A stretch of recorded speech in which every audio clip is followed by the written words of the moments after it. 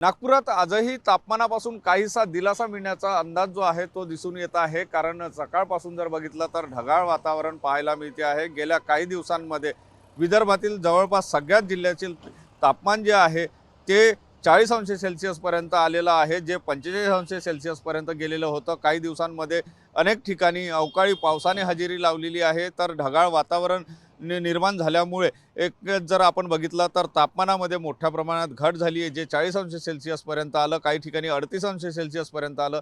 मात्र येणाऱ्या दिवसांमध्ये तापमानामध्ये आणखी वाढ होण्याची शक्यता जी आहे ती नागपूर हवामान विभागाने वर्तवलेली आहे। आणि आज जर आपण बघितलं तर आज काहीसं ढगाळ वातावरण नागपुरात आपल्याला पाहायला मिळते। मात्र विदर्भातील इतर जिल्ह्याचा जर विचार केला तर काही जिल्ह्यांना अवकाळी पावसाचा इशारा सुद्धा नागपूर हवामान विभागाने दिलेला आहे। आणि त्यानुसार जर बघितलं तर या मे महिन्यामध्ये 45 अंश सेल्सिअस पर्यंत पोहोचलेलं तापमान 40 अंश सेल्सिअस पर्यंत आलं। आणि त्यामुळे काहीसा नागरिकांना दिलासा जरी मिळत असला तरी तापमानात मात्र येणाऱ्या काळामध्ये आणखी वाढ होण्याची शक्यता सुद्धा वर्तवली जात आहे। कॅमेरामन साईसह सुनील ढगे, TV9 मराठी, नागपूर।